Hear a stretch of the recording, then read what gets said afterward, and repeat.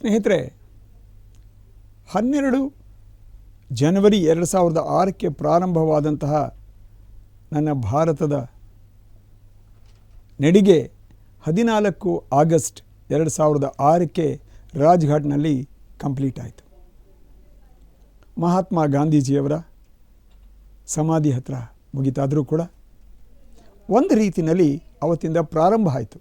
ಅಂದ್ರೇನು, ನಾನು ಆಲ್ರೆಡಿ ಅಲ್ಲಿವರೆಗೆ ಕನ್ಯಾಕುಮಾರಿಯಿಂದ ಬೆಂಗಳೂರಿಗೆ 1 ರಿಪೋರ್ಟು, ಬೆಂಗಳೂರಿಂದ ಹೈದರಾಬಾದ್ಗೆ 2ನೇ ರಿಪೋರ್ಟು, ಹೈದರಾಬಾದಿಂದ ನಾಗ್ಪುರಕ್ಕೆ 3ನೇ ರಿಪೋರ್ಟು, ನಾಗ್ಪುರದಿಂದ ಭೋಪಾಲ್ಗೆ 4ನೇ ರಿಪೋರ್ಟು ಕಳಿಸಿದರೂ ಕೂಡ ಭೂಪಾಲಿಂದ ಡೆಲ್ಲಿಯವರೆಗೆ ಮತ್ತೊಂದು ರಿಪೋರ್ಟನ್ನು ನಾನು ಕೊಡಬೇಕಿತ್ತು ಎಲ್ರಿಗೂ ಕೂಡ.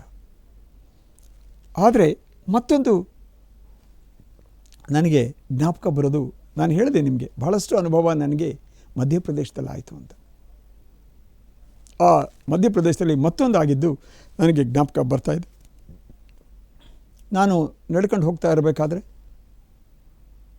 ಬುದ್ನಿ ಅಂತ ಒಂದು ಜಾಗ ಇದೆ.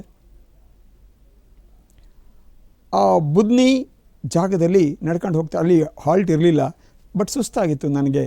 ಅಲ್ಲಿ ಏನಪ್ಪ ಯಾರಾದರೂ ಸಹಾಯ ಮಾಡ್ತಾರಾ ಒಂಚೂರು ರೆಸ್ಟ್ ತೊಗೊಳೋದಕ್ಕೆ ಅನ್ನೋ ಒಂದು ವಿಚಾರ ಇತ್ತು. ಕೇಳಿದಾಗ ಎಲ್ಲರೂ ಕೂಡ ರಮೇಶ್ ಕುಮಾರ್ ಅವ್ರ ಮನೆಗೆ ಹೋಗಿ ಅಂತ ಹೇಳ್ತಾರೆ. ಯಾರು ಇವರು ರಮೇಶ್ ಅವರು? Is a journalist. ಕೇಳ್ಕೊಂಡು ಹೋದೆ. ಒಂದು ಮನೆ, ಆ ಮನೆ ಮುಂದೆ ಹೋಗಿ ನಾನು ನಿಂತ್ಕೊಂಡು ರಮೇಶ್ ಜಿ ಇದ್ದಾರಾ ಅಂತ ಕೇಳಿದೆ. ಒಬ್ಬರು ಲೇಡಿ ಬಂದರು. ಹಾಂ, ಸ್ವಲ್ಪ ಇರಿ ನೋಡ್ತೀನಿ ಅಂತ ಹೇಳಿ ಒಳಗಡೆ ಹೋಗಿ ರಮೇಶ್ ಜಿ ಅವ್ರನ್ನ ಕರೆದ್ರು. ಯಾಕೆ ಹೇಳ್ತಾ ಇದ್ದೀನಿ ಈ ಮಾತು ಅಂದರೆ, ನಂದು ಸಾಕಷ್ಟು ದೊಡ್ಡದು, ಯಾಕೆಂದರೆ ಕನ್ಯಾಕುಮಾರಿಯಿಂದ ಹೊರಟಾಗ ಸಾಕಷ್ಟು ದೊಡ್ಡ ಗಡ್ಡ ಇತ್ತು. ಹಿಂದ್ಗಡೆ ಒಂದು ಬ್ಯಾಕ್ ಪ್ಯಾಕ್, ಕೈಯಲ್ಲಿ ಒಂದು ಕೋಲು ಬಲಗೈನಲ್ಲಿ, ಎಡಗೈನಲ್ಲಿ ಒಂದಷ್ಟು ಫ್ಲೈಯರ್ಸು, ಇಷ್ಟೇ. ಸಾಕಷ್ಟು ಉದ್ದವಾದಂತಹ ಕೂದಲು ಇದುವರೆಗೆ ಇದ್ದಂಗೆ.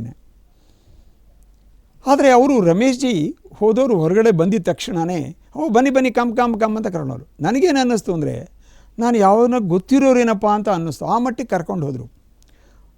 ನನಗೆ ಸುಸ್ತಾಗಿರ್ತದೆ, ಏನು ಮಾತಾಡೋಕ್ಕೂ ಪುರ್ಸೊತ್ತು ಇರಲ್ಲ, ಅವಾಗ ಸುಸ್ತಿರ್ತದೆ. ಹೇಳಿದೆ ಮೊದಲೇ ನಿಮಗೆ, ಸುಸ್ತಾದಾಗಲೇ ಅವರು ಹುಡ್ಕೊಂಡು ಹೋಗಿದ್ದು ಅಂತ. ಮಲಕ್ಕೊಳ್ಳಿ ಅಂದರು. ಎಲ್ಲಿಗೆ? ಬೆಡ್ರೂಮಲ್ಲಿ ಕರ್ಕೊಂಡು ಹೋಗಿ ಮಲಗಿಸಿದ್ರು. ನನಗೆ ಅವರ ಜಗಲಿ ಮೇಲೆ ಮನೆ ಹೊರಗಡೆ ಜಾಗ ಕೊಟ್ಟಿದ್ರು ಸಾಕಿತ್ತು, ಆದರೆ ಕರ್ಕೊಂಡೋಗಿ ಮಲಗಿಸಿದ್ರು. ಗೊತ್ತಿಲ್ಲ, ಮಲಗಿಬಿಟ್ಟೆ. ಒಂದು 2 ಗಂಟೆ ಆದಮೇಲೆ 11 ಗಂಟೆಗೆ ಹೋಗಿದ್ದೆ ಅಂತ ಕಾಣಿಸುತ್ತೆ ಅವ್ರ ಮನೆಗೆ. 1 ಗಂಟೆ ಅಷ್ಟೊತ್ತಿಗೆ ನಾನು ಎದ್ದರೆ ಬಿಸಿ ಚಪಾತಿ, ಅನ್ನ, ಮಜ್ಜಿಗೆ ಎಲ್ಲ ರೆಡಿ ಇದೆ. ಊಟ ಮಾಡಿದ ತಕ್ಷಣ ಏನು ರಮೇಶ್ ಜಿ ಅಂದರೆ, ಬನ್ನಿ ಕೆಲವರು ಕಾಯ್ತಾ ಇದ್ದಾರೆ ಅಂತ. ಹೋದರೆ ಪ್ರೆಸ್ ಮೀಟ್, ಬುದ್ನಿ ಅಂತ ಜಾಗದಲ್ಲಿ, ವೆರಿ ಸ್ಮಾಲ್ ಪ್ಲೇಸ್, ನರ್ಮದಾ ನದಿಯ ದಂಡೆನಲ್ಲಿರುವಂಥದ್ದು ಅದು, ನರ್ಮದಾ ನದಿ. ಅಲ್ಲಿ ನಂದು ಒಂದು ಪ್ರೆಸ್ ಮೀಟ್. ಅದೆಲ್ಲ ಕೇಳಿದ ಮೇಲೆ ನನಗೆ ಅನ್ನಿಸ್ತು, ಮತ್ತೊಂದು ಸತಿ ಅತಿಥಿ ದೇವೋ ಭವ. ಅವರು ಜರ್ನಲಿಸ್ಟ್ ಆಗಿದ್ದಾರೆ, ನನ್ನ ಬಗ್ಗೆ ಆಗಾಗ ಪೇಪರಲ್ಲಿ ಬರ್ತಾಯಿತ್ತು, ಅದೆಲ್ಲ ನೋಡಿರಬಹುದು. ಆದ್ರೂ ನನಗೆ ಅದು ಆಶ್ಚರ್ಯ. ಇಂತಹ ದೇಶ ಪ್ರಪಂಚದಲ್ಲಿ ಇದೆ ಅಂದರೆ ಈ ಭಾರತ ಮಾತ್ರ. ನೋಡಿ ಸ್ನೇಹಿತರೆ, ಒಂದು ವಿಚಾರ ನೀವು ಅರ್ಥ ಮಾಡ್ಕೋಬೇಕಿಲ್ಲಿ. ನಾನು ಅವತ್ತು ಬಿಟ್ಟರೆ ಅದಕ್ಕೆ ಮುಂಚೆ ನನ್ನ ಜೀವನದಲ್ಲಿ ಅವ್ರು ನೋಡಿಲ್ಲ, ಅದಾದಮೇಲೂ ನೋಡೋ ಚಾನ್ಸ್ ಇಲ್ಲ, ಇವತ್ತಿನವರೆಗೆ ನೋಡಿಲ್ಲ ನಾನು. ಆದರೆ ಆ ದಿನ, ಅಂತಹ ಸಮಯದಲ್ಲಿ ನನಗೆ ಅಷ್ಟು ಆತಿಥ್ಯವನ್ನು ಕೊಟ್ಟಂಥವರು ಶ್ರೀ ರಮೇಶ್ ಭಾಯ್. ಅಂತಹ ದೇಶ ಸಾಧ್ಯ ಅಂದರೆ ನಿಮ್ಮಿಂದ ಮಾತ್ರ ಸಾಧ್ಯ ಸ್ನೇಹಿತರೆ.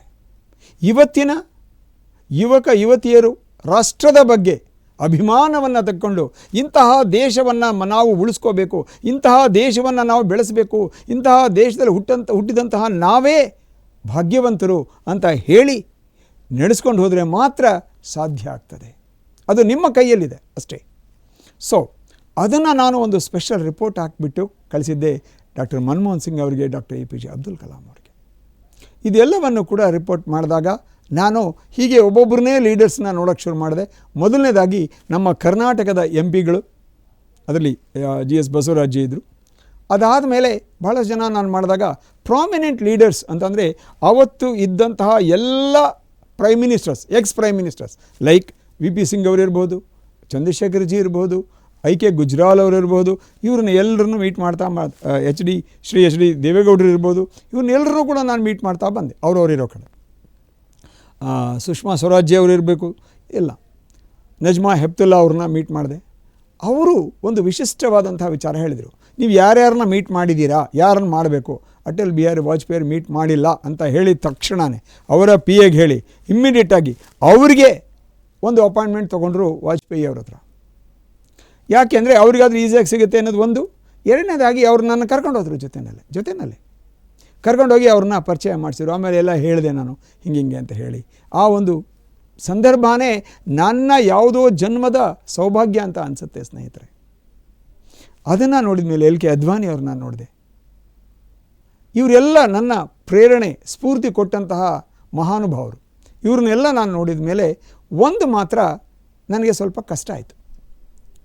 ನಾನು ಆಲ್ಮೋಸ್ಟ್ 10 ದಿವಸ ಆಗಿತ್ತು. 10 ದಿವಸ ಆದಮೇಲೆ ನನ್ನ ಮಗ ಬಂದ. ಯಾಕೆ ನನ್ನ ಮಗ ನಾನು ಎಲ್ಲರೂ ಯಾಕೆ ಕರೆಸಿದ್ರು ಕೊನೆಗೆ ಅಂದರೆ ನನಗೆ ಯಾವ ಪರಿಸ್ಥಿತಿ ಇತ್ತು ಅಂದರೆ ಅವತ್ತು ವೈರಾಗ್ಯ ಸ್ಥಿತಿ ಇತ್ತು. ಸಾಕು ಜೀವನ, ಅಲ್ಲಿಂದ ಹಾಗೇನೆ ಡೆಲ್ಲಿಯಿಂದ ಹಿಮಾಲಯಕ್ಕೆ ಹೋಗ್ಬಿಡೋಣ ಅಂತ ಇತ್ತು. ಆಗ ಅದನ್ನು ಕಂಡಂತಹ ನನ್ನ ಸ್ನೇಹಿತರು, ನನ್ನ ಹೆಂಡತಿ, ಮಗ ಎಲ್ಲರನ್ನೂ ಕೆಲವ್ರಿಗೆ ಕರೆಸಿಬಿಟ್ರು. ಆಗ ನನ್ನ ಮಗ ಬಂದವನು ಕೇಳ್ದ, ಅಪ್ಪ APJ ಅಬ್ದುಲ್ ಕಲಾಂ ಅವ್ರದ್ದು ಏನಾಯಿತು ಅಂತ. ಏನೂ ಆಗಿಲ್ಲ ಕಣಪ್ಪ, ಸಿಕ್ಕಿಲ್ಲ ಅಂತ. ನೀನು ಇಮೇಲಲ್ಲಿ ಕಳಿಸಿದ್ಯಾ ಅಂದ್ರೆ. ಆವಾಗ ಇಮೇಲು ಅದೆಲ್ಲ ಗೊತ್ತಿಲ್ಲಲ್ಲ ಸ್ನೇಹಿತರೆ, ನಿಮಗೆ ಗೊತ್ತಿದೆ. ನಾನೇನೂ ಹಾಕಿಲ್ಲಪ್ಪ ಅಂದೆ. ಇಮ್ಮಿಡಿಯೇಟಾಗಿ ಅವನೊಂದು ಇಮೇಲನ್ನು ಡಾಕ್ಟರ್ APJ ಅಬ್ದುಲ್ ಕಲಾಂ ಅವ್ರಿಗೆ ಕಳಿಸ್ದ. 27ನೇ ತಾರೀಕು ಇರ್ಬೋದು. 28ನೇ ತಾರೀಕು ಆಗಸ್ಟ್ 2006ನೇ ತಾರೀಕು ನನಗೊಂದು ಫೋನ್ ಬರ್ತದೆ ರಾಷ್ಟ್ರಪತಿ ಭವನದಿಂದ, ದೇವರಾಜ್ ಜಿ 30ನೇ ತಾರೀಕು 30th ಆಫ್ ಆಗಸ್ಟ್ ಮಧ್ಯಾಹ್ನ 3 ಗಂಟೆಗೆ ನಿಮ್ಮದು ಅಪಾಯಿಂಟ್ಮೆಂಟ್ ಫಿಕ್ಸ್ ಆಗಿದೆ. ನನ್ನ ಆ ಖುಷಿಗೆ ಏನು ಹೇಳೋಕ್ಕೂ ಸಾಧ್ಯನೇ ಇಲ್ಲ ಸ್ನೇಹಿತರೆ ಇವತ್ತು. ಯಾಕೆ, ಅಂತಹ ಗ್ರೇಟ್ ನ್ಯಾಷನಲಿಸ್ಟ್, ಅಂತಹ ಗ್ರೇಟ್ ಪೇಟ್ರಿಯಟ್, ಅಂತಹ ಗ್ರೇಟ್ ಸೈಂಟಿಸ್ಟ್, ಗ್ರೇಟ್ ಪ್ರೆಸಿಡೆಂಟ್ ಅವ್ರನ್ನ ನಾನು ಮೀಟ್ ಮಾಡ್ತೀನಲ್ಲ ಅಂತ. ಆವಾಗ ಅವ್ರು ಕೇಳಿದರು, ಯಾರ್ಯಾರದು ಹೆಸರು ಕೊಡಿ, ನಿಮ್ಮ ಜೊತೆ ಬಂದಿರೋರು ಯಾರ್ಯಾರನ್ನು ಕರ್ಕೊಂಡು ಬರ್ತೀರಾ ಅಂತ. ಸೊ ಒಂದು ಲಿಸ್ಟ್ ಕೊಟ್ಟೆ. 11 ಜನದ ಲಿಸ್ಟ್ ಆಯಿತು, ಅವ್ರಿಗೆ ಕೊಟ್ಟಾಗ ಅದು ಒಂದು ವಿನೂತನವಾದಂತಹ ಅದ್ಭುತವಾದಂತಹ ಅವರ ಒಂದು ಸಮಾಗಮ. ರಾಷ್ಟ್ರಪತಿ ಭವನಿಗೆ 1 ಗಂಟೆ ಮುಂಚೆನೇ ಬರಲಿಕ್ಕೆ ಹೇಳಿದರು. ಹೋಗಿದ್ದೆ. ಅವರಲ್ಲಿ ಎಲ್ಲರೂ ಕೂಡ ನನ್ನ ನೋಡ್ತಾ ಇದ್ದರು. ಬರಿಕಾಲು ಹೇಳಿದೆ ನಾನು, ಬ್ಯಾವ್ರಾ ಅನ್ನೋ ಜಾಗದಿಂದ, ಭೂಪಾಲ್ ಹತ್ತಿರ ಇರುವಂಥ ಒಂದು ಬ್ಯಾವ್ರಾ ಅನ್ನೋ ಜಾಗದಿಂದ ನಾನು ಬರಿಕಾಲಲ್ಲಿ ಹೋಗಿದ್ದೆ ನಾನು ಡೆಲ್ಲಿ ತನಕ. ಒಂದು ಪಂಚೆ ಅಥವಾ ಲುಂಗಿ, ಮೇಲ್ಗಡೆ ಒಂದು ಟೀ ಶರ್ಟು, ಹಿಂದ್ಗಡೆ ಬ್ಯಾಕ್ ಪ್ಯಾಕು, ಬಲಗೈನಲ್ಲಿ ಒಂದು ಕೋಲು, ಎಡಗೈನಲ್ಲಿ ಪಾಂಪ್ಲೆಟ್ಸು, ಇಷ್ಟೇ ನಂದು. ಅದೇ ಥರ ಹೋಗಿದ್ದೆ. ಮೇಲ್ಗಡೆಯಿಂದ ಕೆಳಗಡೆ ನೋಡ್ತಾಯಿದ್ರು. ಅವರು 6 ಅಡಿ 6.5 ಅಡಿ ಇರುವಂತಹ ಸೋಲ್ಜರ್ಸ್, ಅವ್ರ ಜೊತೆ ನಾನು ಹೋಗ್ತಾ ಬೇಕು. ನಾನು ಒಂದು ಕುಬ್ಜ ವ್ಯಕ್ತಿಯ ಥರ ನಾನು ಹೋಗ್ತಾ ಇದ್ದೆ. ಕರ್ಕೊಂಡೋದ್ರು. ಒಂದು ರೂಮು, ಮತ್ತೊಂದು ರೂಮು ಅಂತ. ಬೆಳ್ಳಿಯ ಕಪ್ಗಳಲ್ಲಿ ಕಾಫಿ ಅಥವಾ ಟೀ, ಯಾವುದೋ ಜನ್ಮದ ಪುಣ್ಯ, ಅದನ್ನೆಲ್ಲ ನಾನು ಅನುಭವಿಸಿ ಹೋಗ್ತೀನಿ.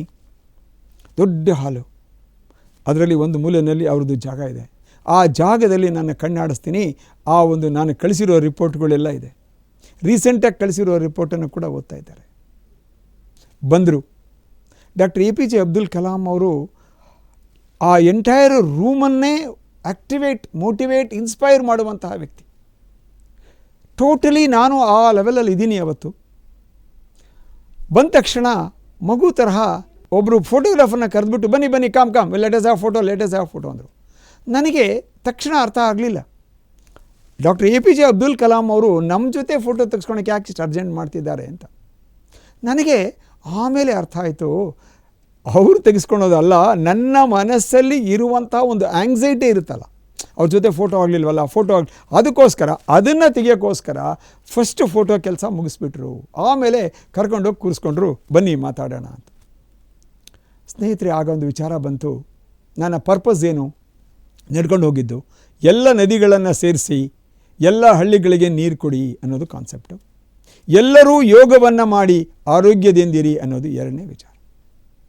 ಆದರೆ ಮೊದಲನೇದು ಅವ್ರು ಏನು ಹೇಳಿದರು ಅಂದರೆ, ದೇವರಾಜ್, ನೀವು ನದಿಗಳನ್ನು ಸೇರಿಸೋದಕ್ಕೆ ಮುಂಚೆ ಭಾರತ ದೇಶದಲ್ಲಿ ಮನಸ್ಸುಗಳನ್ನು ಸೇರಿಸಬೇಕು. ಆಗ ಮಾತ್ರ ನದಿಗಳನ್ನು ಸೇರಿಸೋಕ್ಕೆ ಸಾಧ್ಯ, ಇಲ್ಲದಿದ್ದರೆ ಆಗಲ್ಲ. ಯಾಕೆ, ನಮಗೆ ಡಿಫ್ರೆನ್ಸ್ ಆಫ್ ಒಪಿನಿಯನ್ನೇ ಜಾಸ್ತಿ. We have been divided on various things like caste, creed, religion, language, state, ಎಷ್ಟು ಬೇಕೋ ಅಷ್ಟನ್ನು ಚಿಂದಿ ಆಗಿಬಿಟ್ಟಿದ್ದೀವಿ ನಾವು. So we have to come together to achieve this great task of interlinking of rivers ಅನ್ನೋದನ್ನು ಬಹಳ ಸೂಕ್ಷ್ಮವಾಗಿ ಸ್ಟ್ರೈಟಾಗಿ ಕ್ಲಾರಿಟಿಯಿಂದ ನನಗೆ ಹೇಳಿದರು ಸ್ನೇಹಿತರೆ. ಆಗ ನನಗೆ ಅನ್ನಿಸ್ತು. ಜೊತೆಗೆ ಮತ್ತೊಂದು ಕ್ಲೂ ಕೂಡ ಕೊಟ್ಟರು. ಎನಿವೇ ಯು ಆರ್ ಇನ್ ಯೋಗ. ಯೋಗ ಮನಸ್ಸುಗಳನ್ನು ಜೋಡಿಸೋದಿದೆ. ಹೆಂಗಿದ್ರು ಕೂಡ ಯೋಗವನ್ನು ಚೆನ್ನಾಗಿ ಮಾಡು, ಒಂದು ಕಾಲ ಬರ್ತದೆ ಎಲ್ಲರ ಮನಸ್ಸು ಕೂಡ ಒಪ್ಪುತ್ತದೆ, ಆವತ್ತು ಎಲ್ಲ ನದಿಗಳನ್ನು ಸೇರಿಸ್ಬೋದು, ಎಲ್ಲ ಹಳ್ಳಿಗಳಿಗೆ ನೀರನ್ನು ಕೊಡಬಹುದು ಅಂತ ಹೇಳಿದರು. ಅದು ನನಗೆ ಬಹಳ ಸಂತೋಷ ಆಯಿತು. ಆ ಒಂದು ವಿಚಾರವನ್ನು ತಗೊಂಡು ಬಂದವನೇ ನಾನು ಮಾಡಿದ್ದು ಏನು ಫಸ್ಟು ಅಂತ ಅಂದರೆ, ನಾನು ಅಲ್ಲಿಗಾಗಲೇ ಸ್ಟೇಟ್ ಬ್ಯಾಂಕ್ ಆಫ್ ಮೈಸೂರಿನಲ್ಲಿ 32 ವರ್ಷ ನಾನು ಕೆಲಸ ಮಾಡಿದ್ದೆ.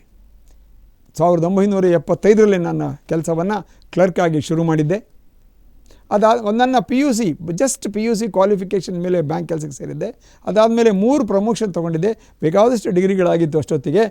ಆಗ 2007ರಲ್ಲಿ ಡೆಲ್ಲಿಯಿಂದ ವಾಪಸ್ಸು ಬೆಂಗಳೂರಿಗೆ ಬರೋ ಅಷ್ಟೊತ್ತಿಗೆ ಎಕ್ಸಿಟ್ ಆಪ್ಷನ್ ಅಂತ ರೆಡಿ ಇತ್ತು 2006 ಸೆಪ್ಟೆಂಬರ್ನಲ್ಲಿ. ಆಗ ನನಗೆ ಬಹುಶಃ ದೇವರೇ ನನಗೋಸ್ಕರ ಮಾಡಿದ್ದು ಅಂತ ಅನ್ನಿಸ್ತು. ಅಪ್ಲೈ ಮಾಡಿದೆ. I came out of the bank in April 2007. ಆವತ್ತಿನಿಂದ ಇವತ್ತಿನವರೆಗೆ no question of looking back.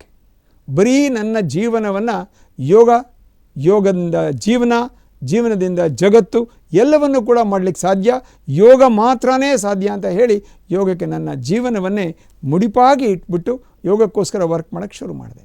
ಅಂದರೆ ಅಷ್ಟೊತ್ತಿಗೆ ಆಗಲೇ ನಂದು 2007 ಅಂದರೆ 7 ನನಗೆ 32 ವರ್ಷ ಸರ್ವಿಸ್ ಆಗಿತ್ತು. I was already in scale 3. ಸೇರಿಕೊಂಡಿದ್ದು ಬರೀ ನಾನು ಪಿ ಯು ಸಿ ಕ್ವಾಲಿಫಿಕೇಷನ್ ಮೇಲೆ ಬಂದು ಕ್ಯಾಷಿಯರ್ ಕ್ಲರ್ಕ್ ಆಗಿ ಸೇರಿಕೊಂಡವನು ಆಫೀಸರ್ ಆಗಿ ಸೀನಿಯರ್ ಮ್ಯಾನೇಜರ್ ಲೆವೆಲ್ಗೆ ಅವತ್ತು ನಾನು ಬಂದಿದ್ದೆ.